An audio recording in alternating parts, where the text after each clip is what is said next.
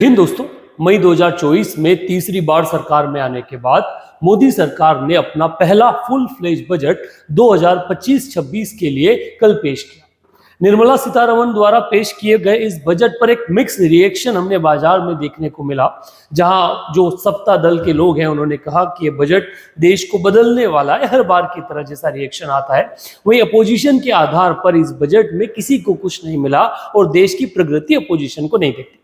इन दोनों ओपिनियंस को अलग रखते हुए आज इस बजट का एनालिसिस करते हैं कि वास्तविकता में इस बजट में क्या है, किन वर्ग को क्या मिलेगा, देश को क्या फायदा होगा और आने वाली जो एग्जामिनेशन है उन एग्जामिनेशन में किस तरह के क्वेश्चन इस बजट के आधार पर पूछे जा सकते हैं।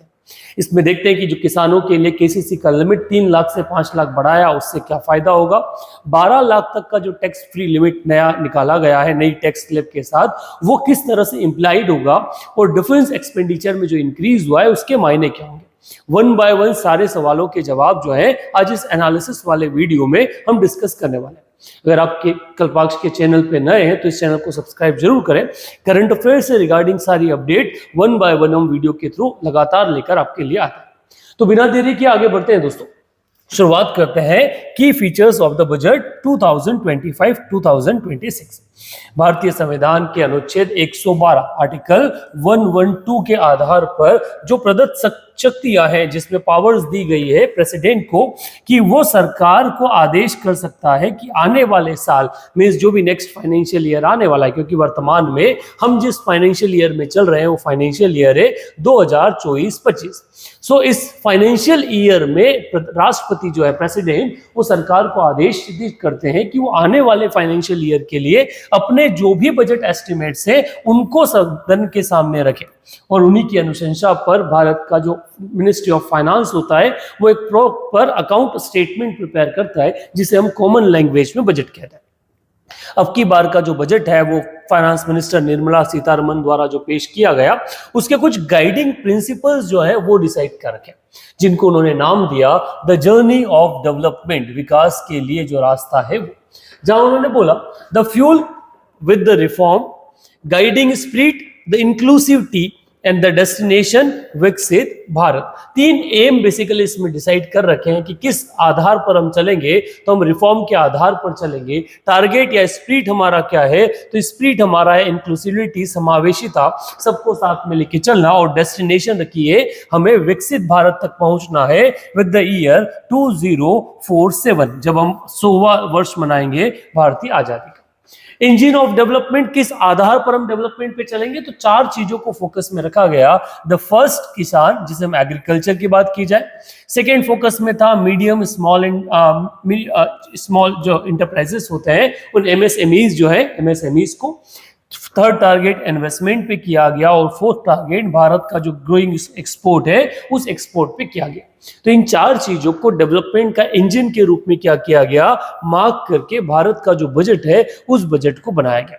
जब बजट बनाया गया तो उसके कुछ फंडामेंटल्स जो है वो डिसाइड किए गए, जिसमें कहा गया the country is not just its soul, a country of its people. ठीक है, उस तरह के आधार पर एक कोट के साथ उन्होंने इस विकसित भारत के बजट के कुछ एस्पिरेशंस जो है वो एस्पिरेशंस को डिफाइन किया।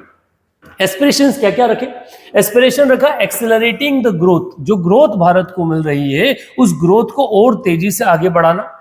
सिक्योर इंक्लूसिव डेवलपमेंट, जो समावेशी विकास है उस समावेशी विकास को और सिक्योर करना और अधिक एफिशिएंसी के साथ इनेबल करना और ज्यादा लोगों तक उसको पहुंचाना, जिसको हम कहते हैं कि सबका साथ सबका विकास। उसी कॉन्सेप्ट के साथ में इस इंक्लूसिव डेवलपमेंट को आगे ले जाना।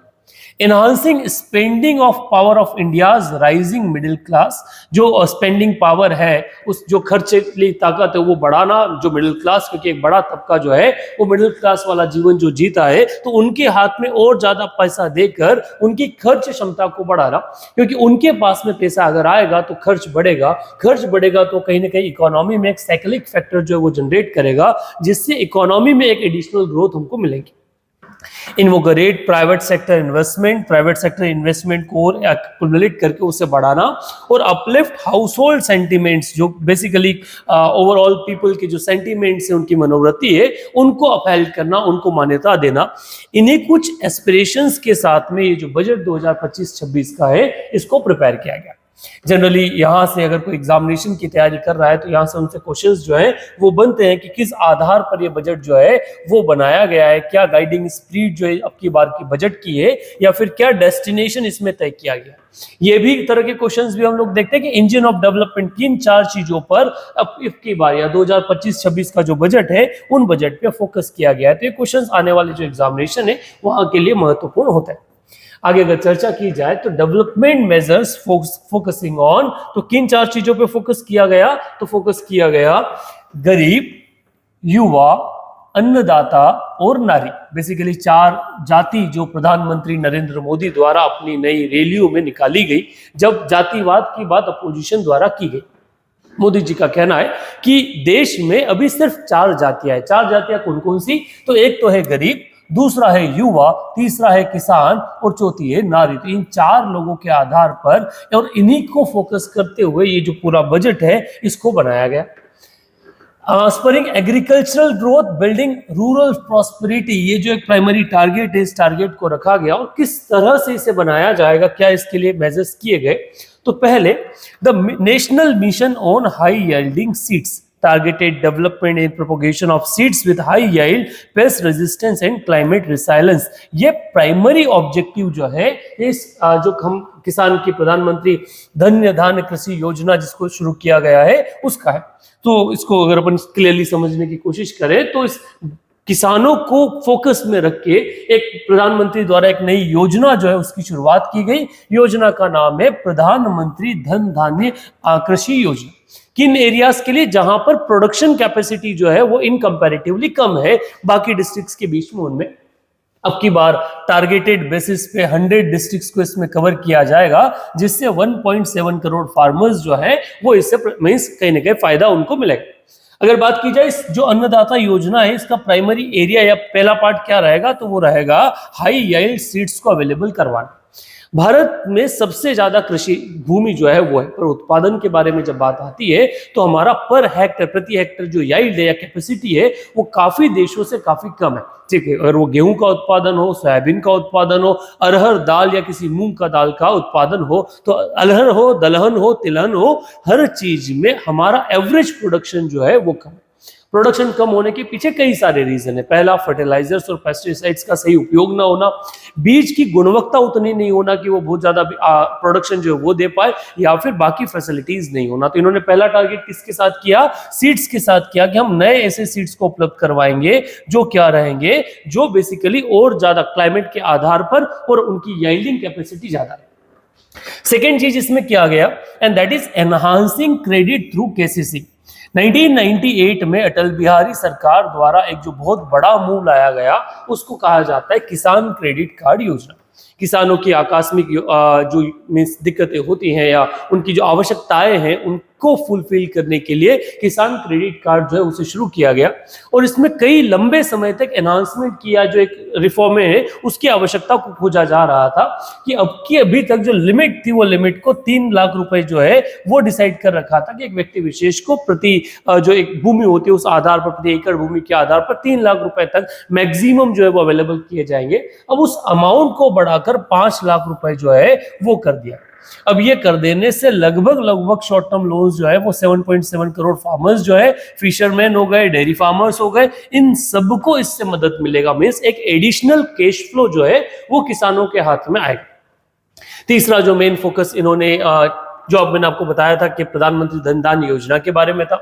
फोर्थ, इन्होंने mission for cotton productivity, cotton के प्रोडक्शन को बढ़ाने के लिए 5 साल का एक मिशन जो है उसे लेकर आए जिसमें उसकी productivity, sustainability of cotton farming जो है उसको बढ़ाने पर ध्यान दिया जाएगा, कपास की खेती पर फोकस किया जाएगा। इसके साथ बिहार में एक नया मखाना बोर्ड जो है उसको स्टैब्लिश करने की बात की गई।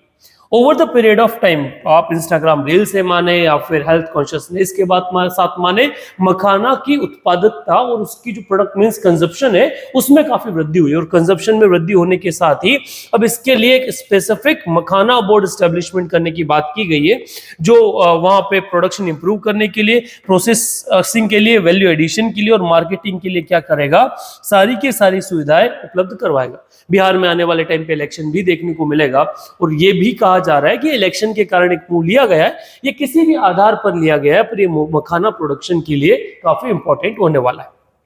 सो दीज आर द 5 पिलर्स जिस आधार पर उन्होंने किसानों को क्या किया है, इसमें टारगेट किया गया। अब इस पूरे चीज को समझा जाए कि क्या बेसिकली अब आगे हम और क्या मेन मुद्दे रखे गए।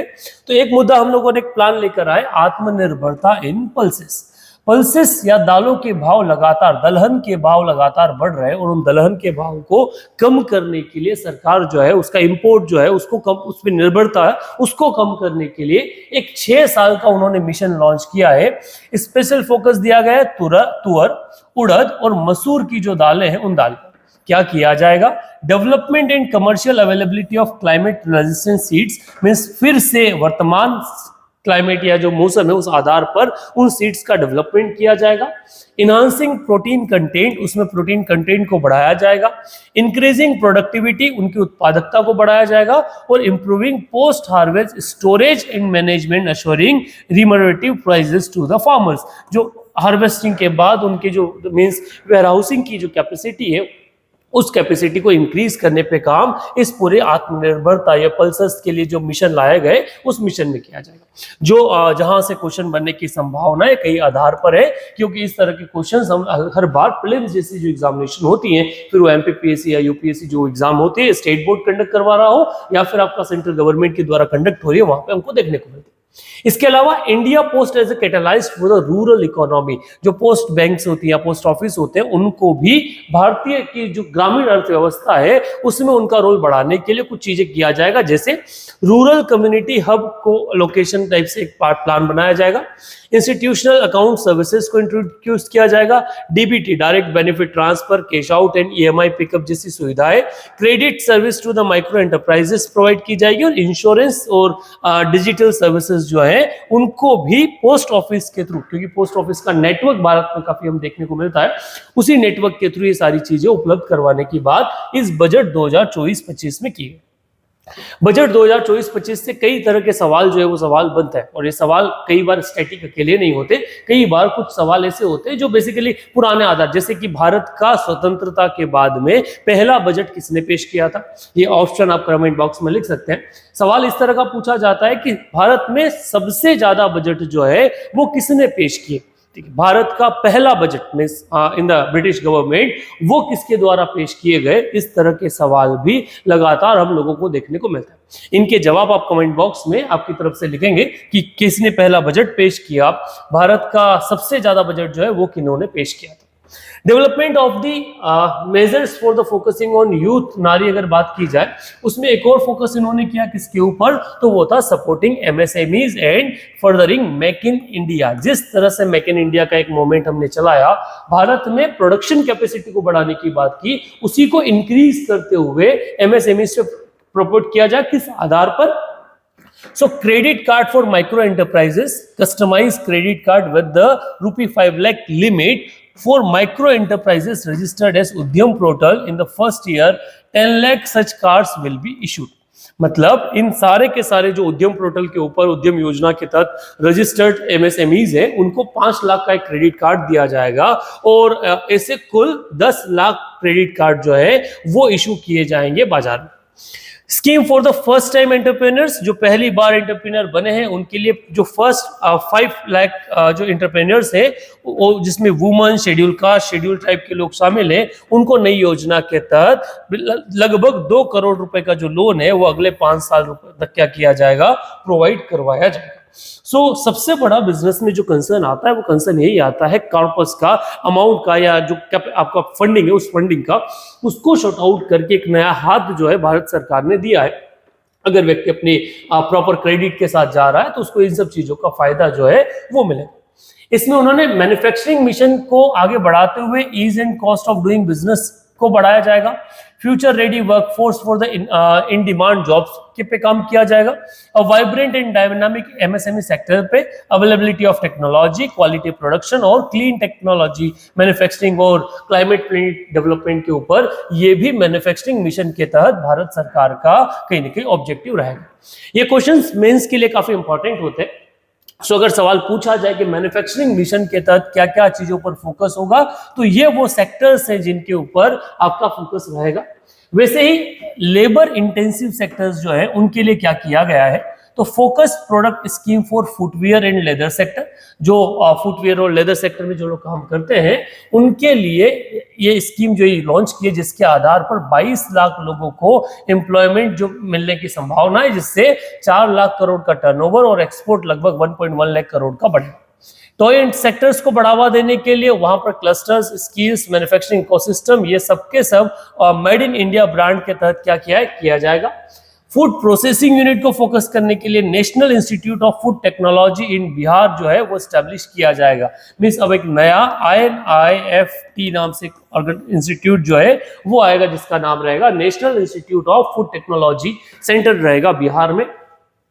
ये काम करेगा for enhancement of farmers skilling, then आपका entrepreneurship and employment opportunity for the youth, ये उनका मेन जो है वो टारगेट रहेगा।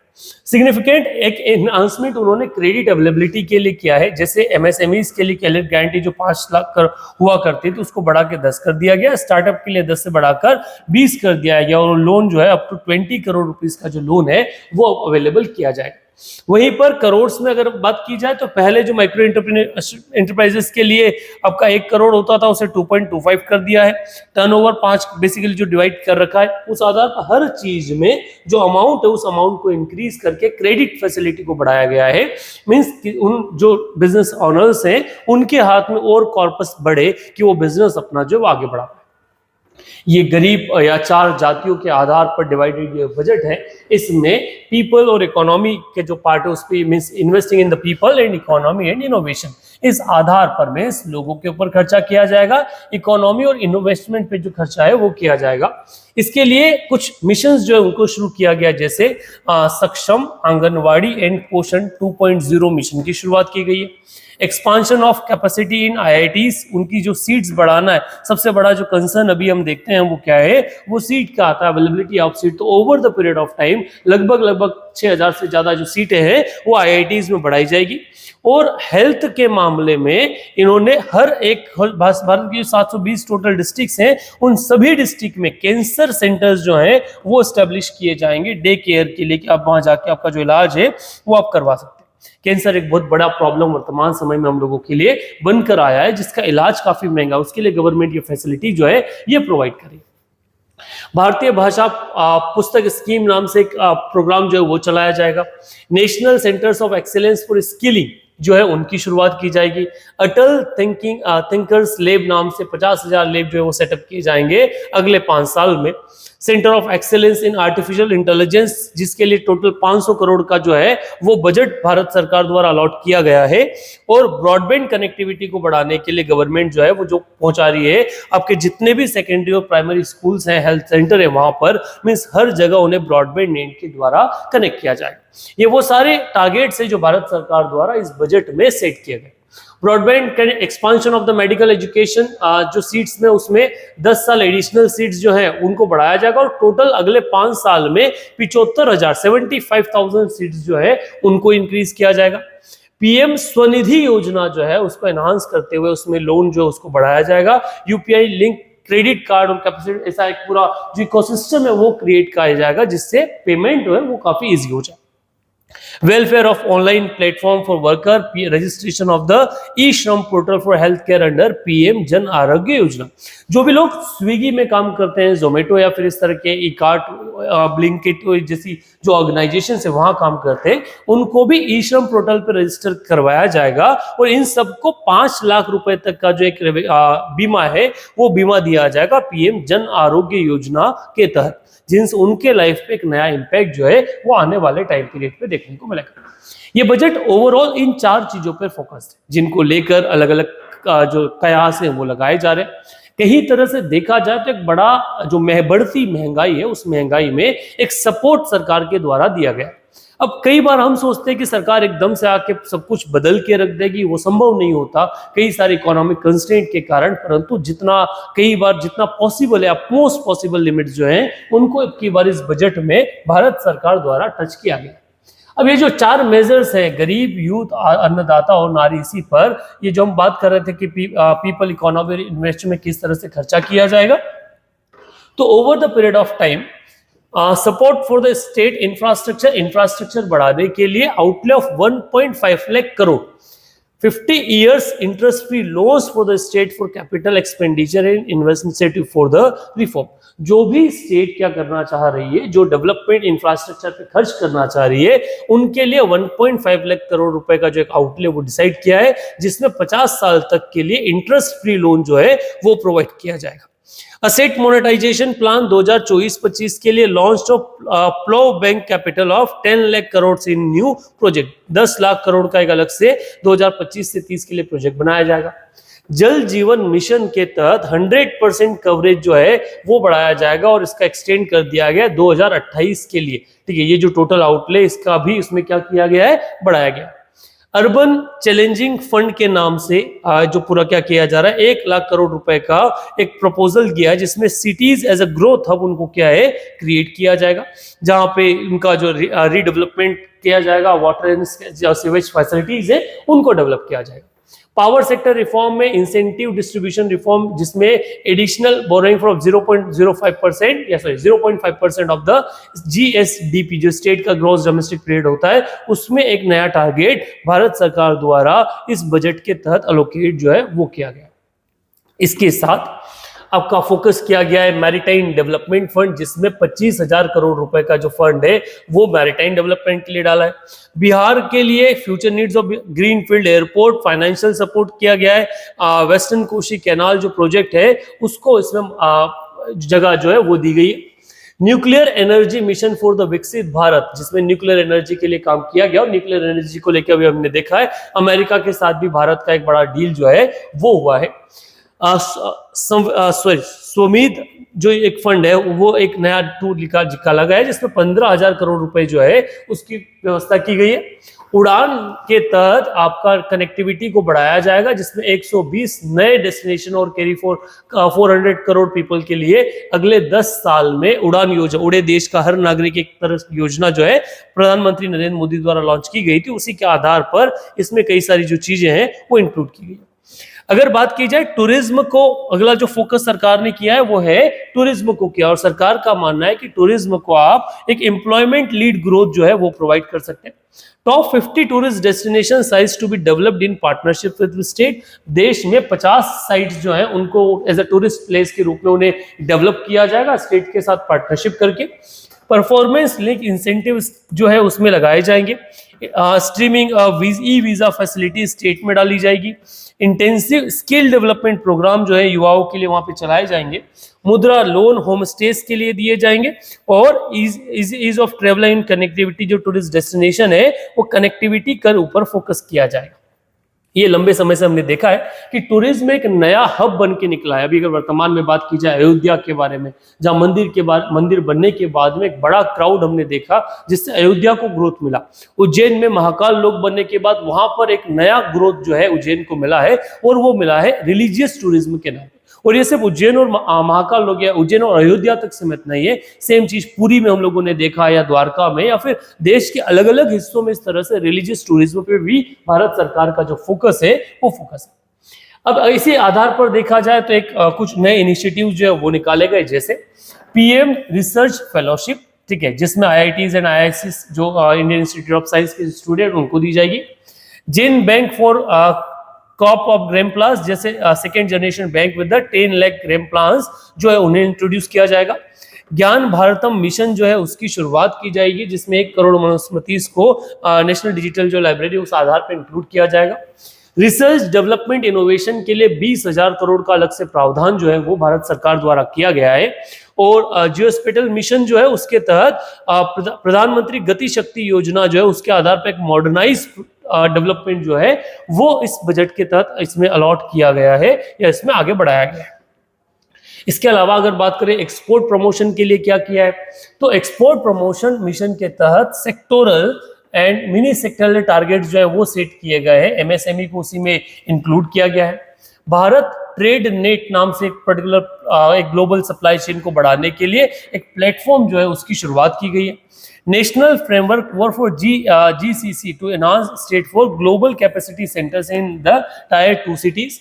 वेयर हाउसिंग फैसिलिटी और एयर कार्गोस को बढ़ाने पर भी भारत सरकार क्या कर रही है, फोकस करेगी, जिससे ओवरऑल जो एक्सपोर्ट है वो आने वाले टाइम पे बढ़े। Reform in the fuel means as a fuel किस तरह से इन्वेस्टमेंट में आगे बढ़ेगा, तो फाइनेंशियल सेक्टर में ग्रामीण credit score framework to serve the credit need of SHG members and people in rural areas. ग्रामीण क्रेडिट स्कोर का मतलब है अभी वर्तमान में जब भी लोन दिया जाता है तो हम सिविल नाम से जो एक संस्था है उसको भरोसा करते हैं, जो इंडिपेंडेंटली लोगों का क्रेडिट जो है उसे चेक करती है, परंतु ये इनवर्सली इंपैक्ट करता है ग्रामीण लोगों को। उनकी स्कीम्स में तो जो पैसा नहीं दे पाते तो उनके लिए अलग से क्रेडिट स्कोर फैसिलिटी जो शुरुआत की जाएगी। NAFED to set up the partial credit enhancement facility to corporate bonds for the infrastructure. Revamp central KYC registry to be rolled out in the 2025. Rationalizing of requirements and procedure to speedy approval of the company's merger or FDI limit for the insurance will be increased from 74% to the 100%. Means अब directly कोई भी विदेशी company जो है वो भारत में आके insurance sector में आ सकती है। जैसे वर्तमान में आपने कोलैबोरेशंस देखे होंगे, इफ्को टोक्यो, जहाँ इफ्को भारतीय कंपनी और टोक्यो जो है जापानीज कंपनी काम कर रही है, अब वो इंडिपेंडेंटली भी भारत में काम करेगी, जिससे एक नया ग्रोथ, एक इकोनॉमिक सेक्टर जो है वो भारत में डेवलप होगा, नया कंपटीशन जो है वो आने वाले टाइम पीरियड पे देखने को मिलेगा।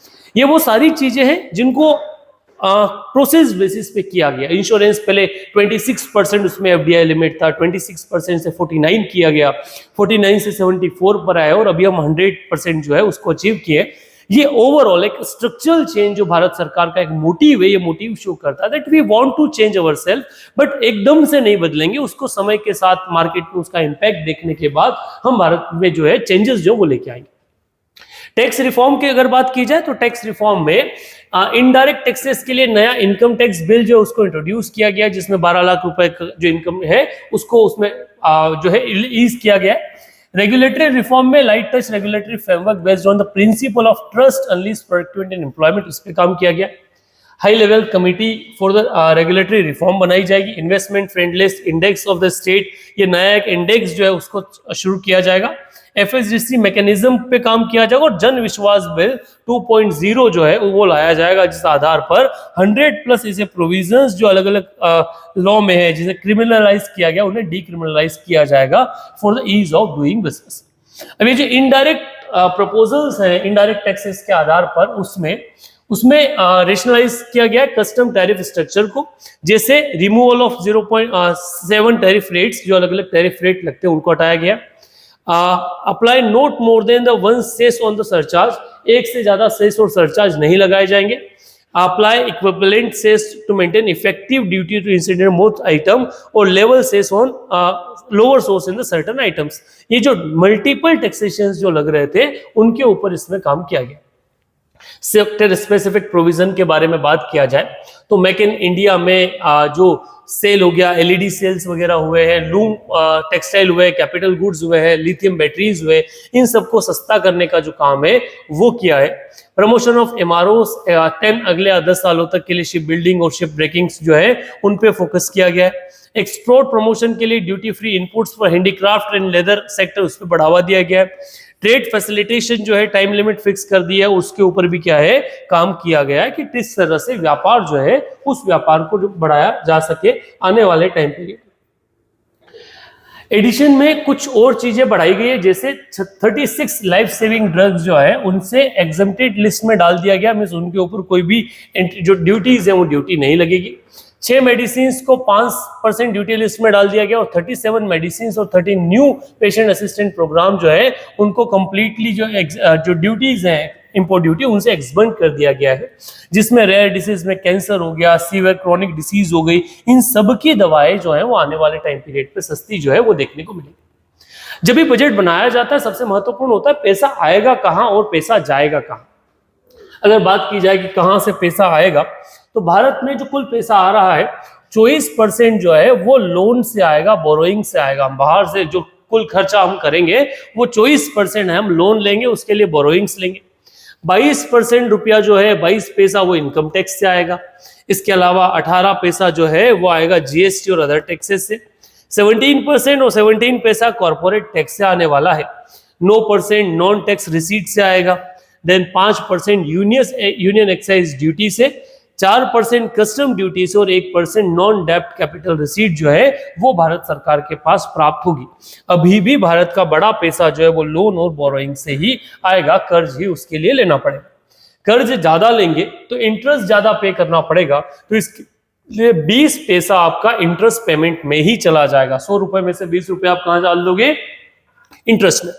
22% आपका स्टेट और जो बाकी देश में जो शेयर है उन शेयर में चला जाएगा। 16% सेंट्रली स्पॉन्सर्ड जो स्कीम्स और सब्सिडीज हैं, डिफेंस सब्सिडी, उसमें चला जाएगा।